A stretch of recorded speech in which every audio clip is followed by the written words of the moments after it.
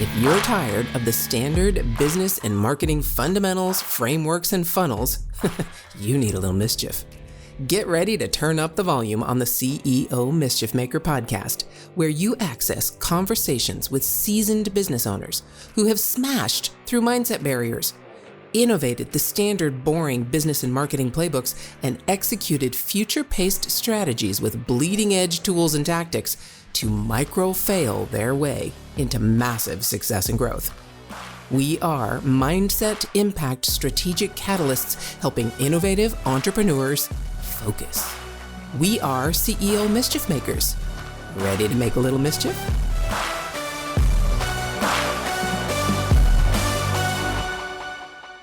Hey, CEO Mischief Makers. Welcome back to the conversation with my friend Peter Lisoskie of iProlio and the framework and tool Relatable. All right, so Pete, in the beginning, we talked about the first episode, we talked about the mindset shift between lead generation and demand generation, the mindset shift between the awareness economy or attention economy and relationship economy. Now let's get a little deeper in that and talk about how you and Relatable specifically are innovating that type of marketing to help people be, well, for lack of a better word, there is no better word, be relatable. Yeah. So take us through a little bit how you've taken that idea of demand generation and relationship economy and really encapsulated it into a framework and a tool with Relatable. Okay. How did you do that? Why did you come up with video relationships? Well, the first thing is, and guys, we have if you ever want to come join, we have a Substack. If you look for a Be Relatable on our Substack, it's our community there. And Mary and I have written some articles there. I got to do some more for you guys. But, one of the things, I wrote an article on there. It's called The 7 Unwavering Truths. One of them is, we're on the internet. It's an international right. Everybody has a right on the internet. Cell phones are ubiquitous. 96% of the global population has cell phones. But there's another one. And it's called Everybody Wants Personal and Relevant these days. So, guys, think about this, right? You look out there and you look at what's happened. And the other thing, too, is, I do talk up there about the clash between the two types of people out there now. The native analogs, these are pre-internets. The native digitals, these are post-internets. Most of them were born with a cell phone in their hand, yet they're 51% of the global population now. So they're driving. That's the movement, part of the movement that's driving these things.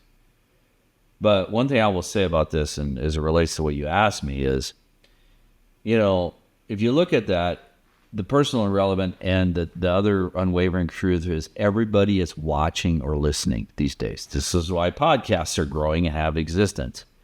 But video is also growing at a dramatic rate. And I will say, look, here's the thing. I have a radio show. I've had it for 16 years. It's on the Bonneville Network. I can paint pictures with words. I can create demand, but I cannot do it with as richness and as familiarity and as building relationship and trust as I can with video, because you can actually see me, okay? And there's a big difference in what's going on in the brain. So if you look out there, Mary, you got YouTube. I like YouTube. You can look up anything you want to learn how to do. It's on YouTube. We all know that, right? So, and then there's TikTok. TikTok has value, for entertainment, and there's some good information and things depending on what you scroll through and watch. But the thing is, guys, think about this. This is another common sense thing. In those, they're all, and same thing LinkedIn, they're all passive videos. And what happens is passive videos beget or create passive viewers.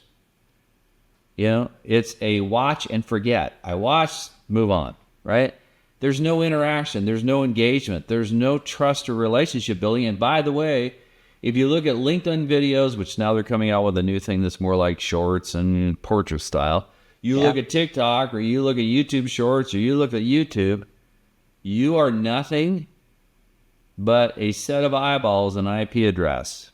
Why do they do that? Because they want to put ads in front of you. That is the business model of the analogs, implanted from radio and TV ad days that Mary's talked about in posts, We plopped it right onto the internet.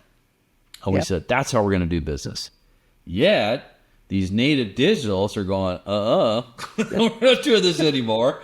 I reject email marketing. I'm rejecting funnels. I'm rejecting all this social stuff. I'm building interaction and community. And by the way, if you have 20-something kids, they're native digitals. They don't do email. They're going, why would I do email? I have a community. You have a couple of boys about that age, Mary. The thing is, they'll just take their community somewhere else and people will follow. The other thing about native digitals is they look at the world totally different. Their primary reality is the digital space. They're tourists in the physical reality. Analogs, our primary reality is physical. We're tourists in the digital. Hence the clash. A native digital will never come up to your door and knock on the door and go, hi, I'm here. They'll sit in their car and they will text you.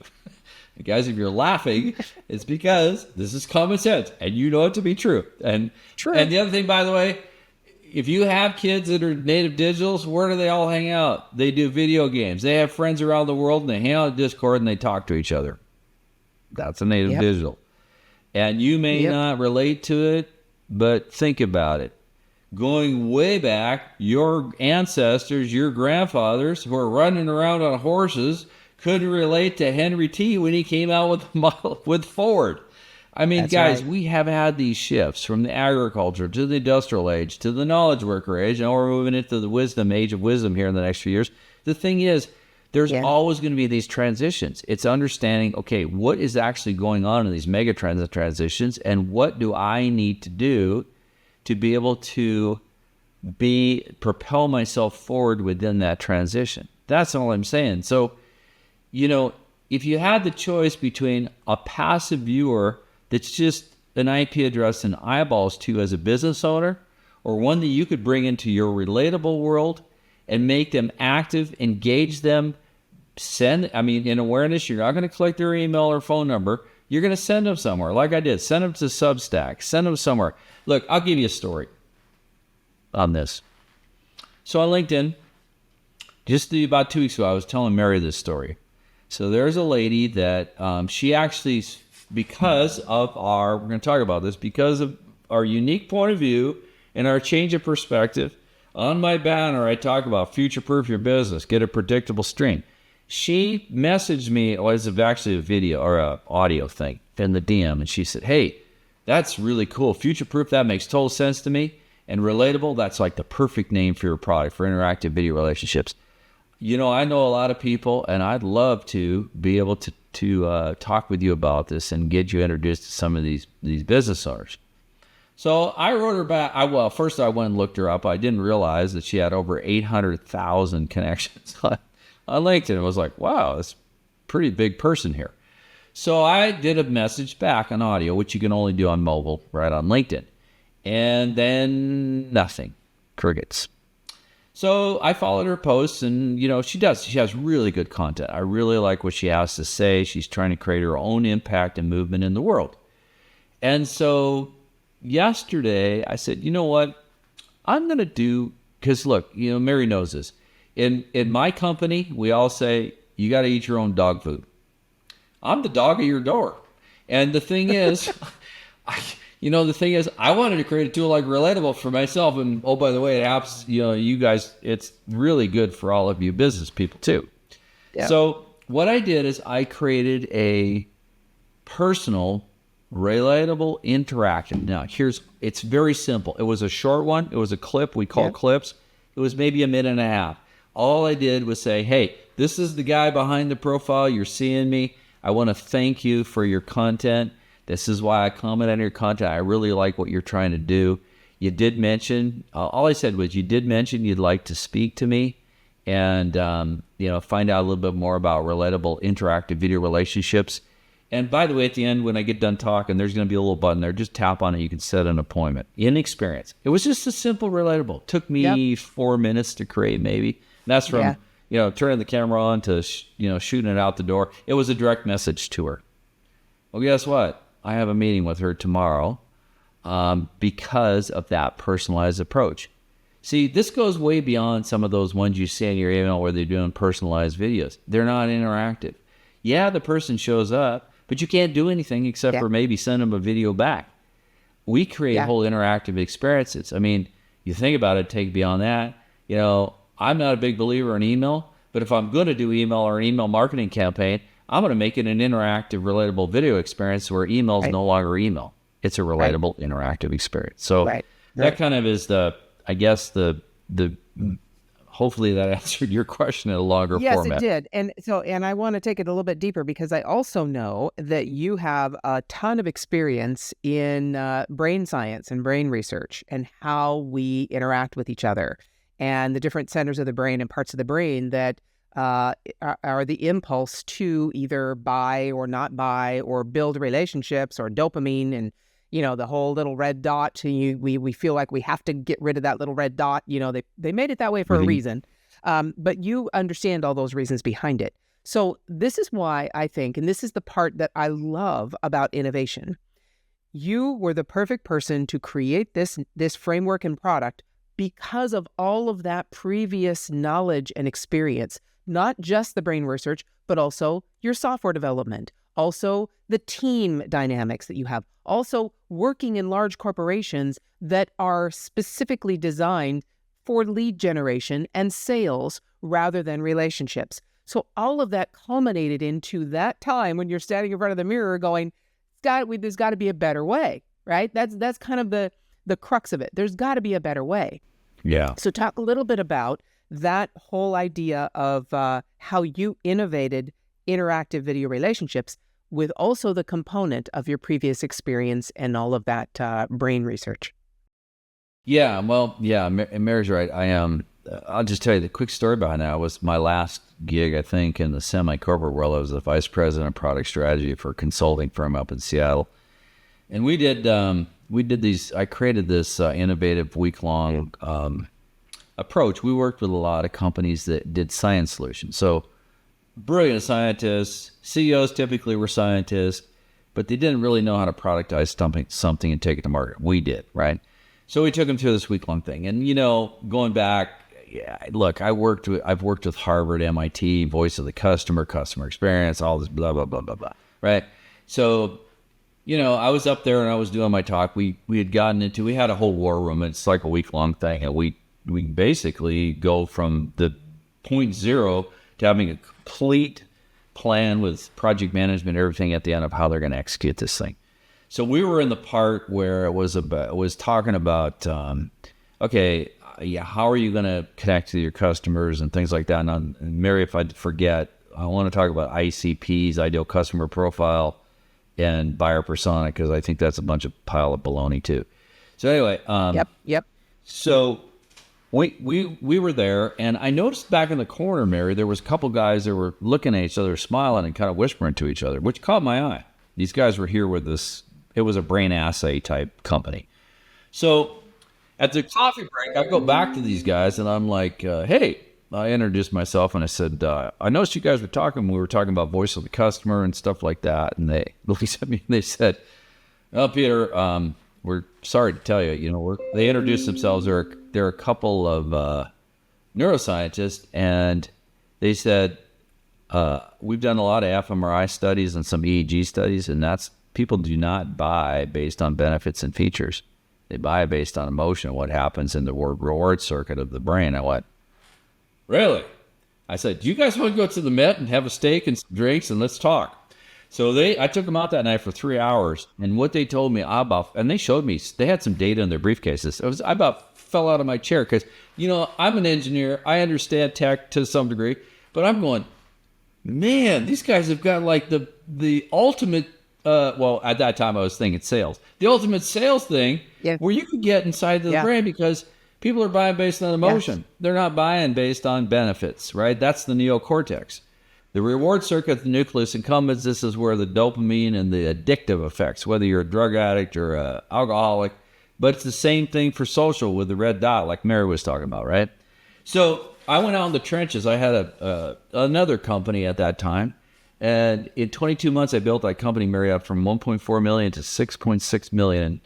And it was because I crafted this, I called it the buying mood blueprint. It's out there. I think about 10,000 people have taken the course online now.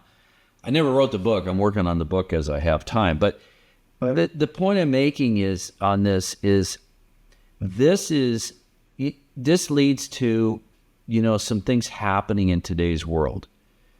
And that is, number one, I can write emails to persuade people. I can evoke emotion in emails, but I cannot develop a relationship with an email. It's impossible. You cannot do that. I know because of the brain research I've done, the brain science and research and things like that I've done. So, if I look at things and I say, okay, based on relationships, Mary, yes, we have dopamine. Dopamine is a motivator to get people to do things. It can be good or bad, like the red dot, like put your phone down, quit being so addicted to social and being so addicted to phones. That's dopamine addiction in the nucleus accumbens of the brain, and we kind of need to knock that off. Social has created that. But if I look at it and guys go, okay, in the relationship economy with relatable, what do I want to elicit? Well, I want to create oxytocin and glutamate in the brain. Oxytocin is what they call the love hormone. It's a neurotransmitter.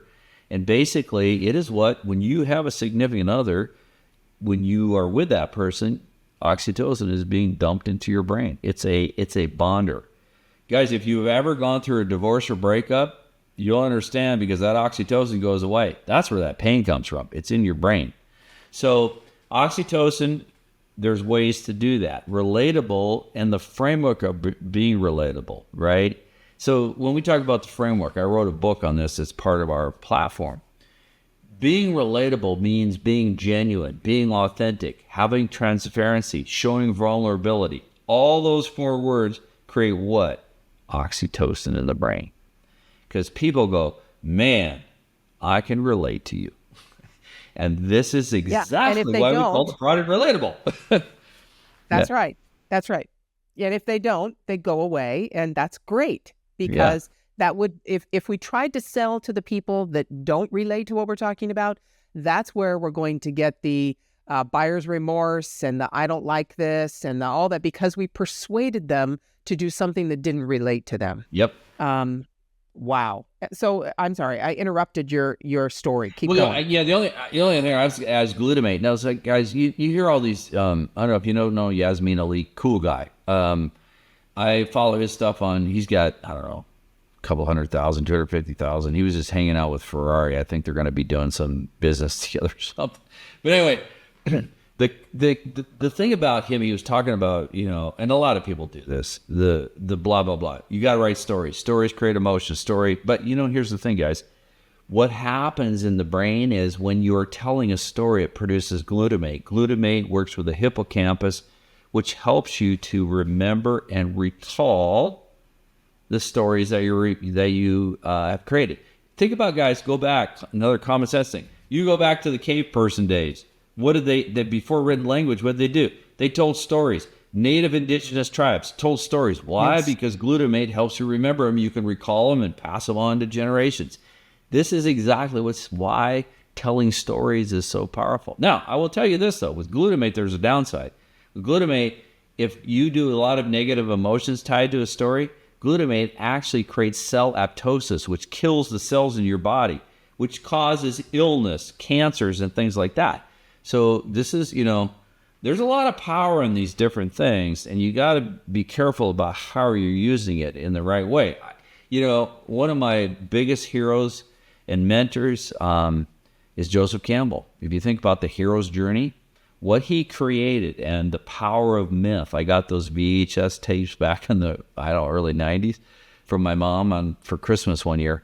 But, it's so powerful, the whole idea of the hero's journey. You look at Toy Story, Monsters, Inc., the Star Wars, the whole franchise is all built. In fact, what's his name started Star Wars? He knew Joseph Campbell. They were friends. Lucas. Yeah, Yes. George Lucas. Yes. George Lucas in Joseph Campbell's Lifetime Achievement Awards came up and said, when he was talking about Joseph Campbell, if it wasn't for Joseph Campbell, I would have never been able to deliver Star Wars when I did. It probably would have never been created. Yep. Those are my favorite interviews of Joseph Campbell, was when he's at Lucas Studios, or actually That was brilliant. what does he call it? But anyway, his ranch, Skywalker Ranch, that's it. Yeah. When he's at Skywalker Ranch being interviewed for that PBS special, that's my memory of Joseph Campbell. And I got those on tape. And it's powerful. It's absolutely powerful. So that's why I wanted you to talk about that, because all of that has basically culminated in this product now. Your previous experiences that you just outlined in a quick story, your software knowledge, your wanting to build relationships and have a movement toward something, and that I think we all around that COVID time just got fed up with the way things were done, and we basically had to say there's got to be a better way. And all of that previous experience culminated into you innovating this space with this new framework and product. And as I say, it continues to evolve, it continues to grow, because you constantly ask, what else is possible? If you said, this is it, we've got it, it would be static and it would be passé very, very quickly. But you specifically say, what else is possible? What else can we do? This product has innovated just in the last 6 months because you keep asking that question. What else is possible? So any other ideas on innovation? Because that, I think, those key internal patterns that you have with, there's got to be a better way, and what else is possible? All of those things are what allow you to create innovative products. So any other last words on innovation? Yeah, last words on innovation, the way I look at it, Mary asked me this years ago, there's some key components. Number one, you got to have clarity. I fight for it every day. Mary asked me one time, how do you define success, way back, I think in her first podcast, and I says clarity. Second is, you have to strive, not better, different. Well, what can I do that's different that aligns with megatrends, but is also based, I want to do things based on timeless foundations of human beings. I've traveled all over the world, and I'm not some guru guy. I just have watched and I've observed, and in different cultures, and extremely different from the United States, and going, wow, there's some similarities here. Third, the last thing to leave is, a lot of this, you ask the question, what else is possible? It's a part innovation with a sprinkle of inspiration. And I've told Mary this several times. Innovation is based on your previous experiences and the puzzle pieces you put together in your life. But then out of nowhere comes this inspiration. And if someone knows where the hell that comes from, let me know, because I've never been able to figure that out. That's a lifelong endeavor. I'm like Joseph Campbell for Myth and the Power of Myth. Trying to figure out where does inspiration come from, but we all have had it, and we all have been hit by these ideas, and it's like, wow, that's really cool. And it's not all based on experience. Some of it's totally unrelated. Yeah. And so anyway, that's what I want to leave with you guys with. That's kind of how all this stuff happens, and how we create things that we do, different things into the world that can create these impacts and movements. Okay, hold on. If your mindset was shifted, you were inspired to innovate, and you were spurred into action, don't just move on with your day. Focus, my friend, and take a few minutes to visit CEOmischiefmaker.com to learn more about the value that was shared with you today. Please act now and create some CEO mischief of your own.